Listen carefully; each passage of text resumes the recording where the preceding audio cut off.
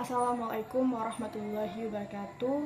Video ini saya buat sebagai ujian tengah semester mata kuliah manajemen keuangan dengan dosen pengampu Pak Mike Tokoro SEMM. Perkenalkan, nama saya Amil Rizky Sanaki dengan NIM 2022 04 10 14 345. Di sini saya ingin mempresentasikan materi tentang konsep budgeting. Memasuki materi pertama, yaitu kita harus ketahui dahulu pengertian konsep budgeting. Apa sih konsep budgeting itu? Jadi konsep budgeting itu adalah proses penyusunan anggaran rencana keuangan yang dengan sistematis berdasarkan program kerja yang sudah disusun, mulai dari kegiatan inti perusahaan, kegiatan produksi, penghitungan gaji karyawan, proyek, dan lainnya. Oke, selanjutnya adalah tujuan budgeting. Tujuan budgeting ini ada 4. Yang pertama adalah pengembangan rencana keuangan yang realistis dan dapat dicapai. Yang kedua yaitu membantu organisasi mencapai tujuannya. Yang ketiga, mengelola keuangan dengan lebih efektif dan efisien. Yang keempat, mengontrol pengeluaran dan meminimalkan risiko kerugian. Oke, materi selanjutnya adalah prinsip budgeting.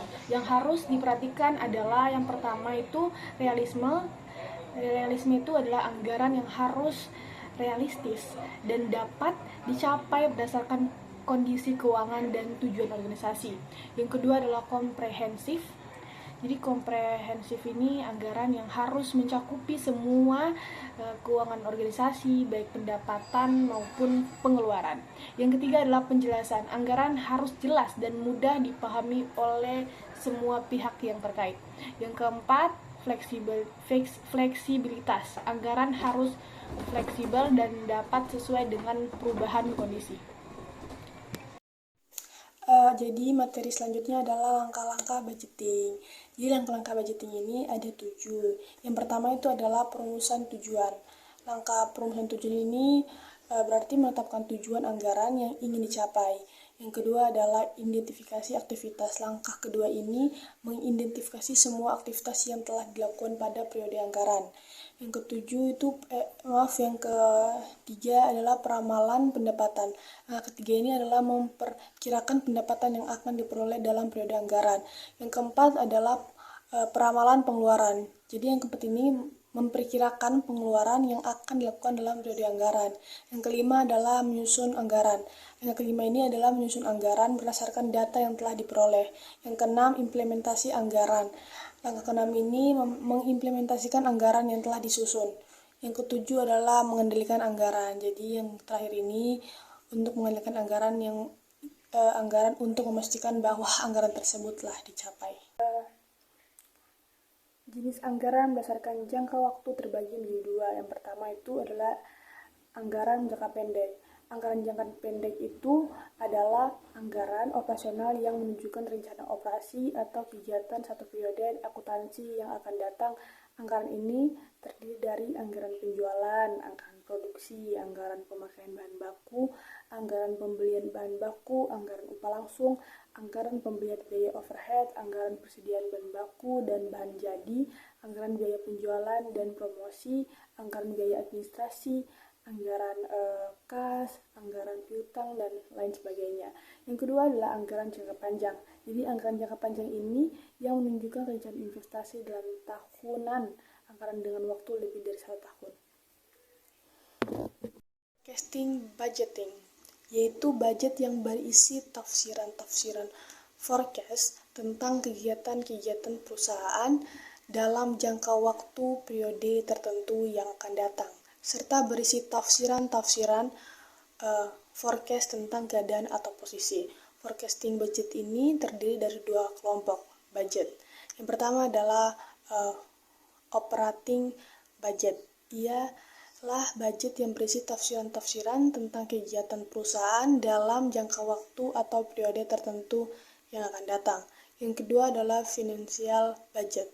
Ia adalah budget yang berisi tafsiran tentang keadaan atau posisi finansial perusahaan pada suatu saat yang akan datang.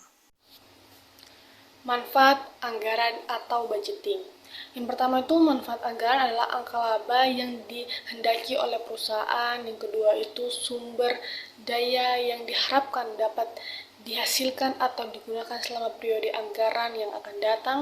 Yang ketiga adalah memberi landasan untuk mengambil keputusan alternatif yang terbaik. Berikutnya adalah contoh-contoh anggaran.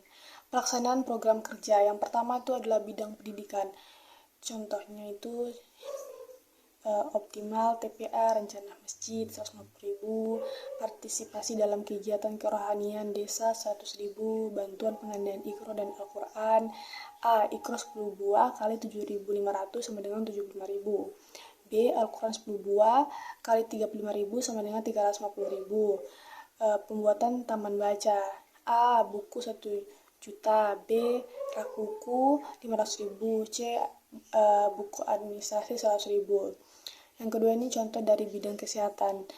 Posyandu itu ditulisnya itu vitamin A 100 buah dikali 2.000 sama dengan 200 rupiah. B. Susu 100 buah kali 1.500 sama dengan 150.000 rupiah.